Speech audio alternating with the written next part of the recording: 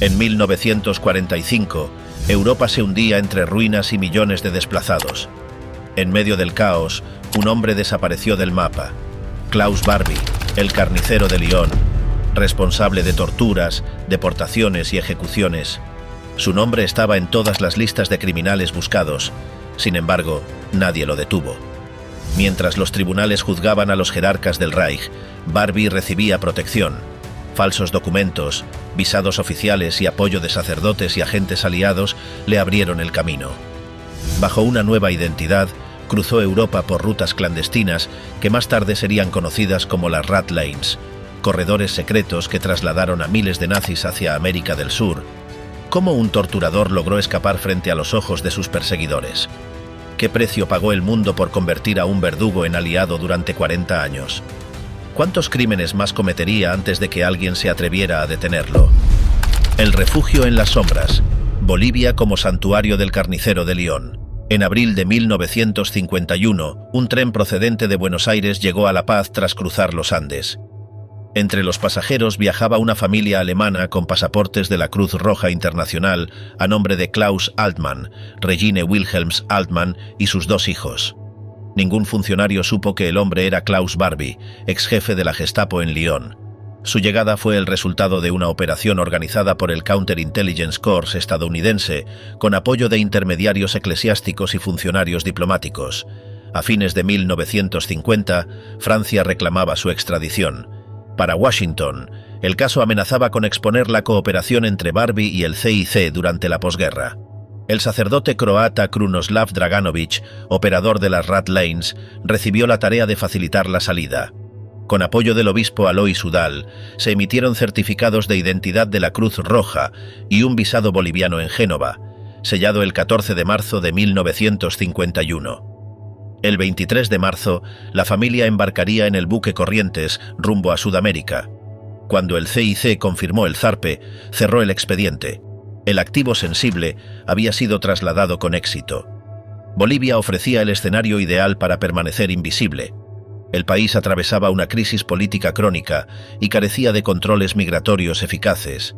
En Cochabamba, el sacerdote croata Stjepan Osvalditot, también refugiado de guerra, sirvió como contacto local.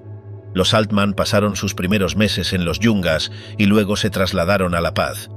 El entorno les permitía mantener perfil bajo y vínculos con otros inmigrantes europeos sin atraer atención. La revolución de 1952, liderada por el movimiento nacionalista revolucionario de Víctor Paz Estenssoro, cambió el marco político. El nuevo gobierno promovió la entrada de técnicos extranjeros para impulsar la modernización económica. Altmann legalizó su residencia y en 1957 obtuvo la ciudadanía boliviana. Su documentación, pasaporte de la Cruz Roja y recomendación eclesiástica, fue aceptada sin objeciones. En los registros figuraba como ingeniero civil nacido en Kronstadt, sin antecedentes militares. El proceso de nacionalización de las minas y la reforma agraria crearon demanda de expertos en logística y comercio exterior. Altmann fundó una pequeña empresa dedicada a exportar corteza de quina para laboratorios europeos, entre ellos Boehringer Ingelheim. Sus negocios con Alemania Occidental le dieron credibilidad y una posición económica estable. Su perfil encajaba con la imagen del inmigrante europeo laborioso que el MNR buscaba promover. La comunidad alemana en Bolivia mantenía una red social activa de clubes y asociaciones. El Club Alemán de la Paz fue su principal punto de inserción. Regine administraba la biblioteca. Él participaba en reuniones empresariales. Su español era limitado, pero su eficiencia le otorgó respeto. En publicaciones de la época figura como comerciante y transportista, sin ninguna referencia a su pasado europeo. Entre 1955 y 1960, Altmann amplió su red de contactos a los ámbitos militar y político. Su antimarxismo lo acercó a funcionarios del Ministerio del Interior y a oficiales de las Fuerzas Armadas. Fuentes posteriores del Bundesnachrichtendienst indican que colaboró como informante bajo el nombre en clave Adler, enviando informes sobre sindicatos y movimientos de izquierda en Bolivia y el Cono Sur. Ese vínculo le aseguró ingresos regulares y protección diplomática. Las conexiones con otros refugiados europeos fueron constantes. Altman mantuvo contacto con Walter Rauff en Chile, Hans Rudel como asesor militar en la región y Friedrich Schwend en Perú. Los intercambios comerciales con ellos incluían operaciones legales y contrabando de armas. En los archivos bolivianos aparece como socio de empresas de transporte y proveedor del Estado. Su nombre circulaba en esferas empresariales y ministeriales como sinónimo de eficiencia. Durante la década, su figura se consolidó como la de un inmigrante modelo. El MNR lo consideraba un técnico útil, la embajada alemana un enlace pragmático y los militares un aliado fiable. En La Paz participaba en asociaciones católicas y comités de beneficencia. Su esposa organizó actividades culturales y mantuvo vínculos con familias influyentes. Los rumores sobre su identidad real nunca pasaron de comentarios aislados que nadie investigó. A mediados de los años 60, Klaus Altman había alcanzado una posición cómoda en la sociedad boliviana. Su empresa operaba rutas comerciales, sus contactos en el Ministerio del Interior seguían vigentes y su nombre aparecía en registros oficiales sin sospechas. El país, sin embargo, entraba en una nueva etapa de turbulencia política. Las fracturas del MNR, los conflictos sociales y el creciente temor al comunismo alteraban el equilibrio del poder. En ese clima, Altman continuó movilizándose entre empresarios y oficiales, ajustando sus alianzas a las nuevas circunstancias. El anónimo empresario alemán empezaba a ocupar un espacio cercano al núcleo del poder boliviano. Asesor del poder, el criminal de guerra que diseñó la inteligencia de un país. A comienzos de los años 60, Bolivia atravesaba un proceso de desgaste político. El movimiento nacionalista revolucionario, en el poder desde 1952, se había fragmentado entre facciones militares y civiles. Las reformas sociales perdían impulso y los conflictos obreros crecían. En ese escenario emergió René Barrientos Ortuño, piloto de la Fuerza Aérea formado en Estados Unidos, figura carismática y de origen quechua. Su habilidad para hablar en el idioma de los campesinos y su discurso anticomunista lo convirtieron en un aliado natural del ejército y de Washington. Dentro del MNR, Barrientos fue nombrado comandante de la Fuerza Aérea y más tarde vicepresidente, consolidando su influencia entre los oficiales jóvenes. Klaus Altman lo conoció en ese periodo, durante reuniones sociales y encuentros empresariales en La Paz. Ambos compartían contactos en el Ministerio del Interior y una visión pragmática del orden. El control debía garantizarse antes que la negociación. Altman ofrecía conocimientos técnicos en logística y comunicaciones. Barrientos veía en él un colaborador extranjero con experiencia y discreción. De esa relación inicial surgiría con los años una cooperación directa. El 4 de noviembre de 1964, unidades del ejército rodearon el Palacio Quemado. Barrientos, junto con el general Alfredo Obando Candia, depuso al presidente Víctor Paz Estensoro. El golpe devolvió a las Fuerzas Armadas el poder político perdido tras la Revolución del 52. Barrientos asumió la presidencia provisional con apoyo del cuerpo diplomático estadounidense y del empresariado local. Su prioridad era estabilizar el país mediante una estructura de inteligencia moderna y una campaña de legitimación ante la Casa Blanca. Durante los primeros meses, Altman incrementó su actividad en los círculos del poder. Los coroneles Luis Rolón Anaya y Antonio Vargas Salinas, responsables del Ministerio del Interior, lo incorporaron como asesor informal en temas de contrainsurgencia y seguridad. En el Hotel Crillón de La Paz, sede de reuniones entre militares y diplomáticos, participaba en conversaciones sobre vigilancia interna y manejo de información. Su dominio del alemán, su pasado técnico y sus contactos con el Bundesnachrichtendienst le dieron una posición útil. El régimen buscaba cooperación directa con la CIA, que tras la Revolución cubana había ampliado su presencia en América Latina. Altman, identificado como anticomunista y ex colaborador del Counterintelligence Corps, funcionó como intermediario no oficial. Asistía a reuniones de planificación, revisaba informes sobre sindicatos y movimientos campesinos y asesoraba en la creación de un servicio de inteligencia nacional. Su rol no estaba documentado, pero era conocido por los mandos superiores.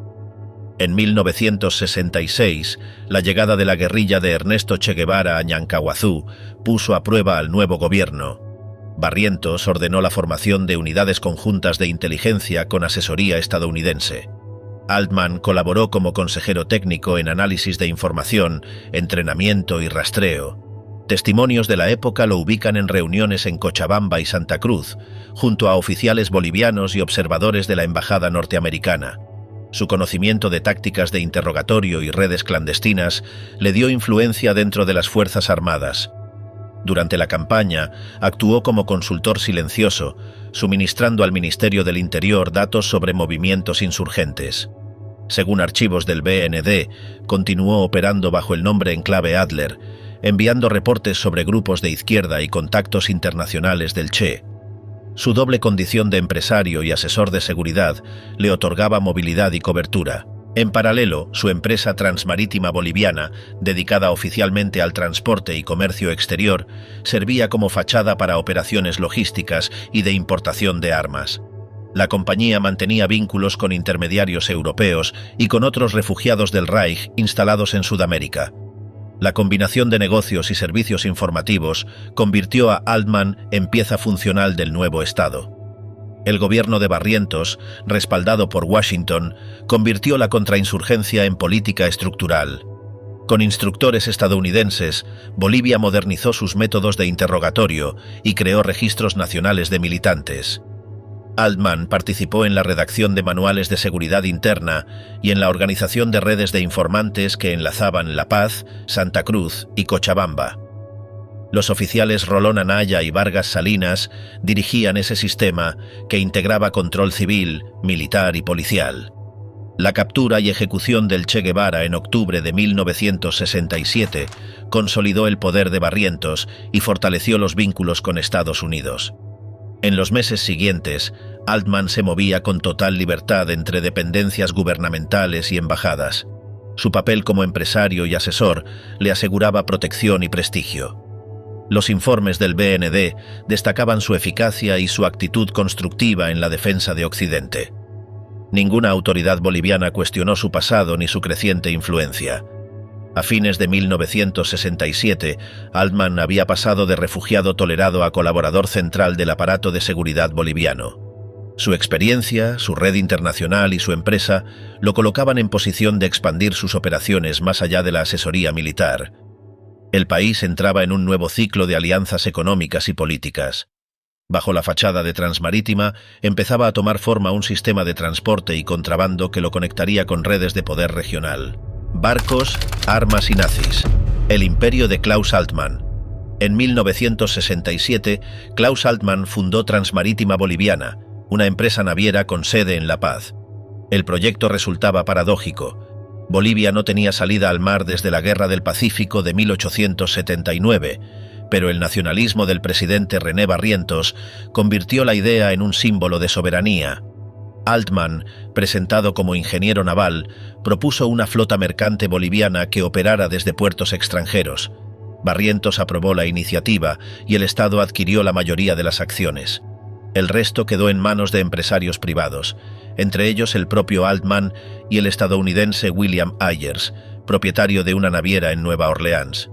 El consejo de administración incluía altos mandos militares y al jefe de inteligencia del ejército.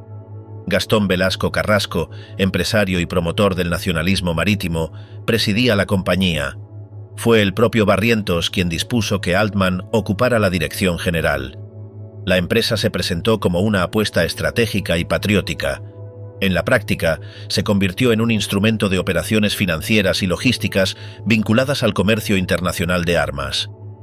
Transmarítima llegó a registrar 17 embarcaciones que navegaban bajo bandera boliviana, realizando escalas en Valparaíso, Amberes, Hamburgo y Colón. Sus actividades incluían la exportación de minerales y madera y la importación de granos, maquinaria y armamento. Altman obtuvo pasaporte diplomático y lo usó para viajar entre Europa y América. Visitó Alemania Occidental, España, Francia, Estados Unidos, Brasil y Chile. En Madrid se reunió con Otto Skorzeny, exoficial de las SS, que coordinaba redes industriales desde la España franquista. En Hamburgo designó a su hijo Klaus Georg como agente comercial. La naviera aparentaba ser un proyecto económico estatal, pero funcionaba como cobertura para el contrabando. El negocio sirvió para canalizar operaciones de las empresas europeas Merex AG y Steyr Daimler Puch, especializadas en material bélico. Altmann actuaba como intermediario junto con Hans Rudel, piloto de la Luftwaffe radicado en Paraguay, y Friedrich Schwendt, operador financiero de las SS en Perú. Junto con Wilhelm Sassen, periodista holandés vinculado a regímenes del Cono Sur, formaban una red informal conocida como La Estrella. Este grupo de exnazis trabajaba como intermediario entre industrias europeas, gobiernos latinoamericanos y servicios de inteligencia occidentales. Los archivos del BND y de la CIA confirman que Transmarítima se usó para transportar armamento desde Hamburgo y Génova hacia Arica, Callao y Santa Cruz. Entre las operaciones más documentadas figura el envío de tanques Cuirassier, vehículos blindados y municiones, transacciones realizadas bajo contratos oficiales que ocultaban comisiones personales. Los pagos se efectuaban mediante cuentas cifradas en Hamburgo y San Francisco. Los beneficios financian actividades políticas y redes anticomunistas en la región. En 1968, una transacción encubierta desvió un cargamento de armas destinado a Bolivia que terminó en Israel. El transporte se efectuó a través de puertos belgas y españoles en 3 etapas. Altmann coordinó la operación junto a Schwendt, ambos informantes del BND. El escándalo estalló en 1970 con el asesinato de 2 periodistas bolivianos que investigaban el contrabando de armas. El 17 de febrero fue hallado muerto en su casa Jaime Otero Calderón, director del diario Hoy. Pocas semanas después, una bomba mató a Alfredo Alexander Jordan, propietario de Última Hora. Ambos habían obtenido documentos que implicaban a funcionarios del Ministerio del Interior y a la dirección de Transmarítima. Las investigaciones apuntaron a un grupo de agentes bajo la supervisión de Luis Arce Gómez, entonces ayudante del general Alfredo Obando Candia. El testimonio del empresario Álvaro de Castro señaló a Altmann como coordinador de las operaciones de contrabando que motivaron los asesinatos. Ninguno de los responsables fue procesado. Tras estos hechos y la caída del régimen de Barrientos, muerto en accidente aéreo en 1969, la empresa comenzó a deteriorarse. Durante el gobierno del general Obando, Transmarítima continuó operando con deudas acumuladas y pérdidas financieras. Aún así, Altmann conservó su pasaporte diplomático y mantuvo contactos con embajadas europeas. En 1970, con el ascenso del general Juan José Torres y el giro político hacia la izquierda, su posición se volvió vulnerable. En coordinación con Friedrich Schwendt, se trasladó a Lima, donde intentó replicar sus negocios de transporte y venta de armas. La asociación con Schwendt en Perú derivó en operaciones fraudulentas que atrajeron la atención policial. En junio de 1973, un allanamiento en la casa de Schwendt reveló documentos sobre la red de exnazis activa en Sudamérica. Entre los hallazgos figuraban registros de Transmarítima y correspondencia dirigida a Altmann en La Paz. La prensa peruana difundió el caso, vinculando a ambos con transacciones de armamento y con la vigilancia de exiliados políticos. El episodio deterioró la imagen de los antiguos aliados de Barrientos y puso en evidencia las conexiones internacionales del contrabando. En Bolivia, el ascenso del coronel Hugo Banzer Suárez en 1971 restableció un entorno favorable para Altmann, pero la naviera ya estaba en quiebra. Transmarítima fue liquidada en 1972 con deudas significativas y sospechas de corrupción. Para entonces, la red La Estrella había diversificado sus actividades hacia el financiamiento de movimientos de derecha y la cooperación con servicios de inteligencia del Cono Sur. Altmann, refugiado nuevamente bajo la protección de contactos militares, mantenía intactas sus conexiones con el BND y con antiguos colaboradores del Reich. La caída de Transmarítima no supuso su retiro. La empresa había servido para construir una infraestructura económica y política que perduraría en los años siguientes. Su red de contrabando, sus alianzas con militares bolivianos y su relación con empresarios europeos sentaron las bases de un sistema de poder que combinaría tráfico, represión y diplomacia paralela. El escenario de los 70 preparaba la transición hacia una etapa en la que inteligencia, crimen y gobierno se confundirían bajo un mismo propósito: la defensa del orden anticomunista en Sudamérica. Cóndor, narcoestado y poder total. El 21 de agosto de 1971, el coronel Hugo Banzer Suárez tomó el poder en Bolivia tras un golpe militar que dejó decenas de muertos en La Paz. Banzer, oficial de carrera y antiguo ministro de Barrientos, encarnaba el modelo de dictador militar del Cono Sur, anticomunista, nacionalista y estrechamente vinculado a Washington. Para Klaus Altman, el regreso del ejército al poder significó también su retorno a la seguridad. Tras la inestabilidad del periodo de Torres y su paso por Lima, donde la prensa había comenzado a rastrear su pasado, volvió a Bolivia bajo protección del nuevo régimen. Desde 1971, Altman retomó su papel como asesor del Departamento 4 de Inteligencia del Ejército. En ese entorno de control absoluto, participó en la elaboración de manuales de contrasubversión y en la coordinación con agregados militares extranjeros. La dictadura de Banzer, que se prolongaría hasta 1978, consolidó un aparato represivo sostenido por la cooperación con Estados Unidos y por una red regional de inteligencia que pronto se integraría en el Plan Cóndor. El Plan Cóndor formalizó la coordinación entre las dictaduras de Chile, Argentina, Paraguay, Uruguay, Brasil y Bolivia. Su objetivo era eliminar a la oposición política dentro y fuera de sus fronteras. Altman actuó como enlace informal en ese sistema, transmitiendo información sobre exiliados y militantes. Sus antecedentes en la Gestapo y su experiencia con el Counterintelligence Corps le otorgaban valor estratégico. Las mismas técnicas empleadas en Europa durante la ocupación, rastreo, tortura y desaparición, se aplicaban ahora bajo el discurso de la seguridad nacional. Durante el régimen banzerista, Altman mantuvo activa su red logística. Coordinaba operaciones de comercio y transporte que servían de fachada al tráfico de armas. Colaboraba con Friedrich Schwend en Lima y con Hans Rudel en Paraguay. A través de cuentas en Panamá y Hamburgo, movía fondos y comisiones. También operaba como intermediario de la Merex AG, proveedora de material militar europeo, y como informante del Bundesnachrichtendienst, identificado en los archivos como agente Quinte 43118. El dinero y los contactos lo vinculaban a un nuevo eje de poder, el narcotráfico. En Santa Cruz, estableció relación con Roberto Suárez Gómez, empresario que pronto sería conocido como el rey de la cocaína. Las antiguas rutas de transporte de Transmarítima sirvieron para exportar pasta base y cocaína hacia Panamá y México. El ascenso del coronel Luis Arce Gómez, aliado de Altman, consolidó esta convergencia entre inteligencia militar y negocio ilícito. Arce lo consideraba un modelo de eficacia y adoptó muchos de sus métodos. En 1973, cuando Francia pidió la extradición de Klaus Barbie, Banzer la rechazó alegando la ausencia de tratado bilateral. La decisión confirmó la protección oficial de la que gozaba el alemán. Altman era parte del sistema. Asesoraba, gestionaba contratos y entrenaba a oficiales en técnicas de interrogatorio adaptadas de manuales de la Escuela de las Américas. Con el paso de los años, el poder de Banzer comenzó a erosionarse. Las huelgas mineras, las denuncias internacionales y la presión diplomática de Washington bajo la administración Carter obligaron al régimen a ceder. En 1978, Banzer dejó el poder.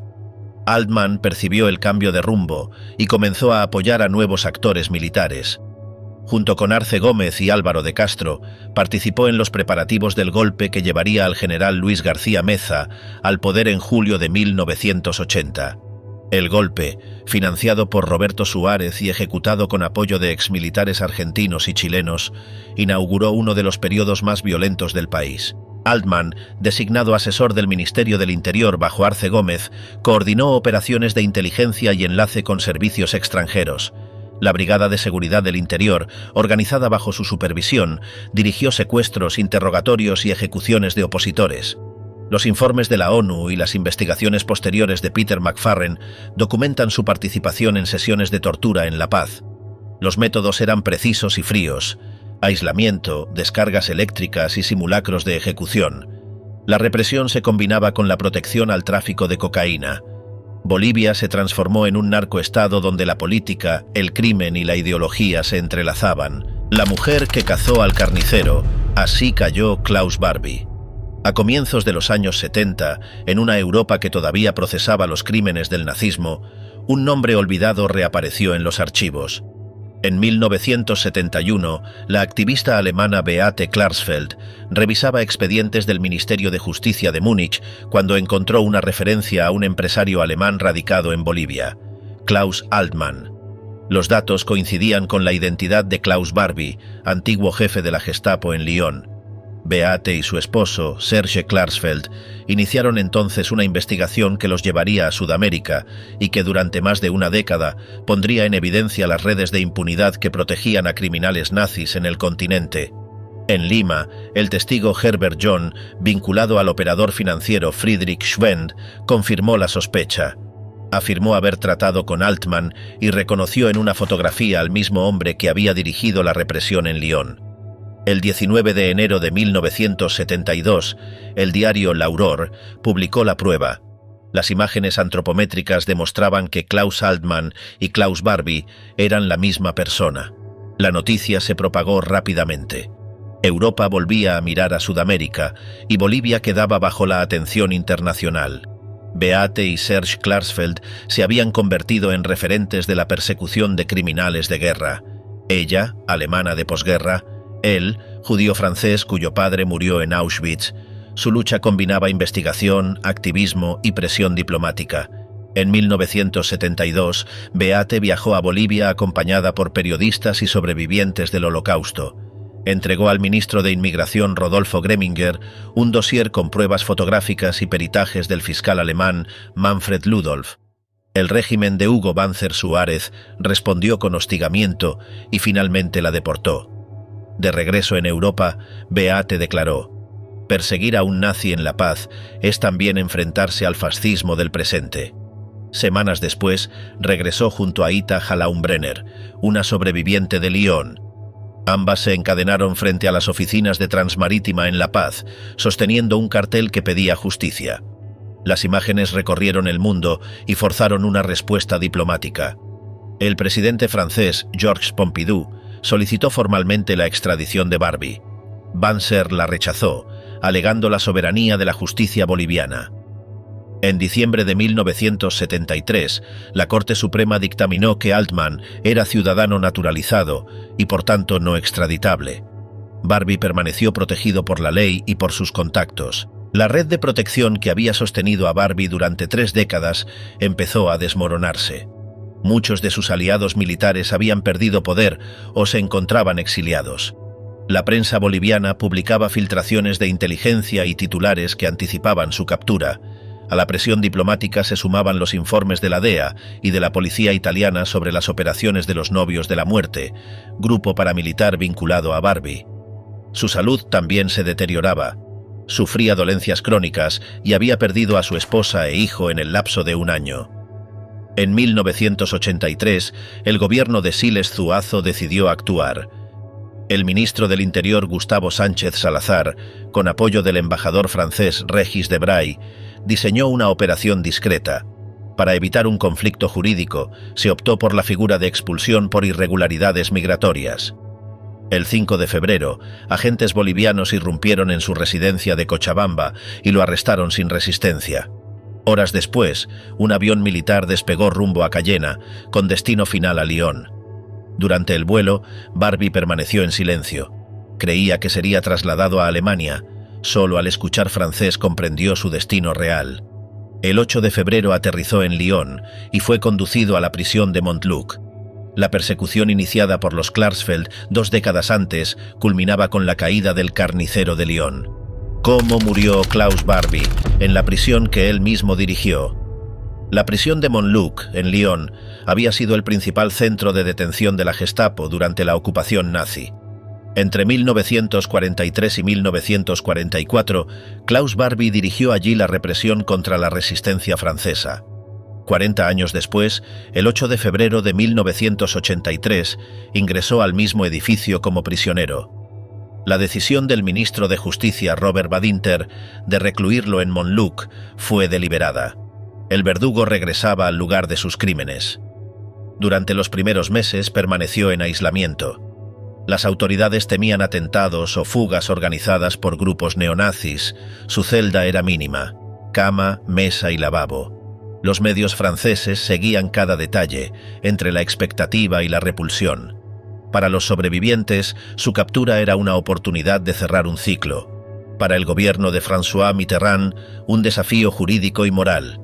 Había que juzgar un crimen de 40 años atrás sin convertir el proceso en un espectáculo político. El juez Christian Riess asumió la instrucción. El principal obstáculo era legal. Los delitos de guerra prescribían a los 20 años, pero los crímenes contra la humanidad eran imprescriptibles según el derecho de Nuremberg. El reto consistía en demostrar que Barbie no solo había cometido actos de guerra, sino persecuciones sistemáticas contra civiles por motivos raciales o religiosos. Riess reunió documentos, telegramas, órdenes firmadas y testimonios que acreditaban su papel directo en la deportación de judíos y en la tortura de miembros de la resistencia. El caso de la colonia infantil de Issou se convirtió en el núcleo del proceso. El 6 de abril, 44 niños judíos y 7 adultos fueron arrestados por orden de Barbie, deportados a Auschwitz y asesinados. El telex original que informaba con precisión militar la captura de 44 niños judíos se convirtió en la prueba irrefutable de su responsabilidad. Ese documento, hallado en los archivos alemanes, fijó la acusación: crímenes contra la humanidad. Barbie mantuvo el silencio. Su abogado, Jacques Vergès, adoptó la llamada estrategia de ruptura, convertir el juicio en una acusación contra Francia. Alegó que el Estado francés no tenía autoridad moral mientras callara sus propias masacres coloniales en Argelia e Indochina. No negaba los hechos, pero los relativizaba. El tribunal rechazó esa línea argumental, reafirmando que el proceso no juzgaba a una nación, sino a un individuo. El 11 de mayo de 1987 comenzó el juicio en el Palacio de Justicia de Lyon. 8 centenares de periodistas cubrieron las sesiones. Barbie, de 73 años, apareció delgado, con traje oscuro y gafas. Asistía impasible, casi inmóvil. La sala estaba llena de sobrevivientes y familiares de víctimas. Entre los testigos, Lise Lesèvre relató las torturas sufridas en Montluc. Simone Lagrange, arrestada a los 13 años, contó cómo Barbie la golpeó durante horas. Y Sabine Slatin, fundadora de la colonia de Issou, evocó el vacío al regresar y no encontrar a los niños. Sus voces reconstruyeron lo que el tiempo no había borrado. Vergès intentó sembrar dudas, cuestionó recuerdos y presentó documentos sobre los crímenes coloniales de Francia. El presidente del tribunal, André Cerdini, desestimó sus maniobras. Riess respondió con pruebas firmadas y telegramas que demostraban que Barbie no solo conocía las operaciones, sino que las ordenaba. El contraste entre la frialdad del acusado y la emoción de los testigos marcó las audiencias. Cada declaración era un fragmento de memoria pública. El 4 de julio de 1987, tras 6 semanas de juicio, el jurado lo declaró culpable de crímenes contra la humanidad y lo condenó a cadena perpetua. La sentencia precisaba su participación en la deportación de más de 700 personas y en la ejecución de miembros de la resistencia. Barbie escuchó el veredicto sin expresión. La apelación fue rechazada meses después. Francia cerraba uno de los capítulos más oscuros de su historia judicial. Tras la condena, Barbie fue trasladado a la prisión de Saint-Joseph, también en Lyon. Su salud se deterioró rápidamente. Cáncer de próstata, problemas cardíacos y leucemia. Pasaba la mayor parte del tiempo en la enfermería. Solo recibía a su hija Ute María, que viajaba ocasionalmente desde Austria. En las pocas entrevistas que concedió, insistió en su inocencia y justificó su carrera en la Gestapo como una lucha contra el bolchevismo. Nunca mostró arrepentimiento. En 1990, un equipo documental francés filmó sus últimos días. Las imágenes muestran a un hombre avejentado, de mirada vacía, hablando con voz tenue en alemán. Negaba recordar los detalles de Issou, aunque admitía haber firmado órdenes. Decía cumplir instrucciones. Su memoria, cuidadosamente selectiva, era su última defensa. El 25 de septiembre de 1991 murió a los 77 años. Su cuerpo fue incinerado en secreto para evitar homenajes de grupos neonazis. Las cenizas fueron dispersadas sin ceremonia. La muerte de Klaus Barbie cerró un proceso, pero no las preguntas que dejaba. Durante 4 décadas había sido protegido por gobiernos, servicios de inteligencia y dictaduras que valoraron su utilidad antes que la justicia. Su historia revelaba la continuidad entre el nazismo y las lógicas de la Guerra Fría. Las Rat Lines, el CIC, el BND y las dictaduras sudamericanas habían sido eslabones de una misma cadena de impunidad. El juicio de 1987 fue tardío, pero simbólicamente reparador.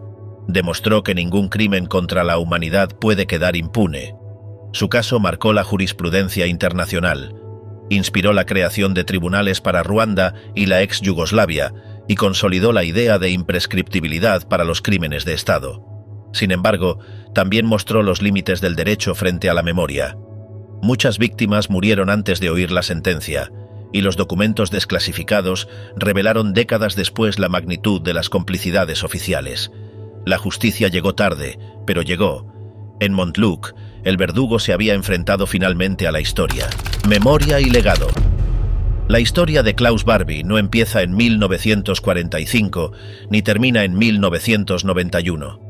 Atraviesa todo el siglo XX, enlazando las ruinas del Tercer Reich con las dictaduras del Cono Sur y los servicios de inteligencia de la Guerra Fría con el narcotráfico latinoamericano. No fue un monstruo aislado, sino una pieza eficaz de sistemas que lo usaron, legitimaron y protegieron. Barbie fue valioso porque dominaba la tortura, la represión y el espionaje.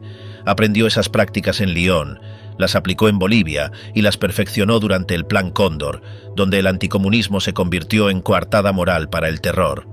Las Rat Lines que lo sacaron de Europa no fueron gestos de compasión, sino maniobras políticas. Desde el Vaticano, prelados como Alois Hudal y Krunoslav Draganovich facilitaron su huida bajo la idea de salvar almas anticomunistas. La Cruz Roja, desbordada por la crisis humanitaria, emitió documentos sin control.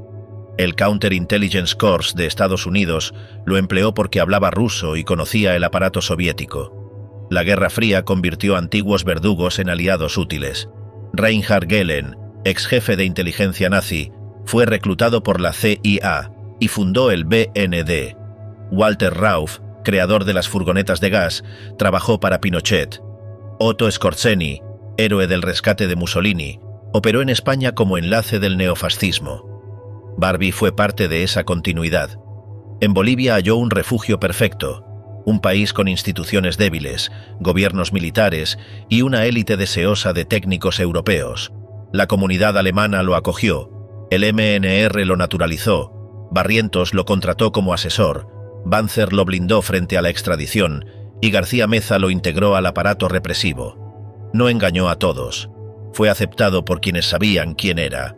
Su conocimiento de contrainsurgencia lo convirtió en activo estratégico. Álvaro de Castro recordaba que los militares bolivianos conocían su identidad desde los 60, pero lo consideraban indispensable. Los métodos que Barbie aplicó en América Latina eran los mismos de la Gestapo: privación del sueño, descargas eléctricas, simulacros de ejecución. La Brigada de Seguridad del Interior boliviana, entrenada bajo su guía, replicó técnicas usadas en Lyon. Los manuales de contrainsurgencia elaborados con su asesoría combinaban anticomunismo, espionaje y control social. El Plan Cóndor reprodujo la lógica transnacional de la represión nazi: cooperación entre dictaduras, eliminación de opositores y uso del terror como herramienta de orden. Las fronteras ideológicas se desdibujaron. El nazismo se transformó en doctrina de seguridad continental. Beate y Serge Klarsfeld demostraron que la memoria también puede ser una forma de justicia. Durante una década siguieron la pista de Barbie, enfrentando amenazas, explosivos y el silencio de gobiernos cómplices. Su trabajo reavivó el recuerdo del Holocausto cuando Europa prefería olvidar. Se encadenaron en la paz, publicaron Le Dossier Barbie y convirtieron la denuncia en causa pública. Su persistencia obligó a Francia y Bolivia a actuar. El juicio de 1987 fue su victoria moral y una lección universal. La justicia puede tardar, pero no caduca. El proceso de Lyon marcó un antes y un después en el derecho internacional. Por primera vez un tribunal nacional aplicó el principio de imprescriptibilidad de los crímenes contra la humanidad. Los testimonios de Isieux y Montluc reconstruyeron una memoria colectiva que los archivos habían querido sepultar. Sin embargo, el juicio también reveló los límites del sistema judicial frente a la magnitud del horror. Muchas víctimas ya no vivían y las instituciones que habían protegido a Barbie nunca fueron juzgadas. El CIC estadounidense, el BND alemán y las dictaduras que lo emplearon permanecieron intactos. Las disculpas llegaron tarde y sin consecuencias. La trayectoria de Barbie muestra cómo las fronteras entre Estado, inteligencia y crimen organizado se difuminan. Sus rutas de armas se transformaron en rutas de cocaína, sus contactos militares en socios de narcotráfico. Los aviones que transportaban municiones para dictaduras llevaron después pasta base a Panamá y Miami. Los hombres que lo protegieron durante el golpe de 1980 eran los mismos que trabajaban para Roberto Suárez y el cártel de Medellín. El anticomunismo justificaba todo: represión, corrupción y tráfico. En ese escenario, Barbie fue más que un asesor. Fue un operador logístico de un narcoestado. Sus víctimas no se limitan a los deportados de Isieu o los torturados en Lyon. También incluyen a los desaparecidos bolivianos, los asesinados del Plan Cóndor y los periodistas ejecutados por investigar sus redes. Su biografía enlaza 3 continentes y 4 décadas de violencia institucional.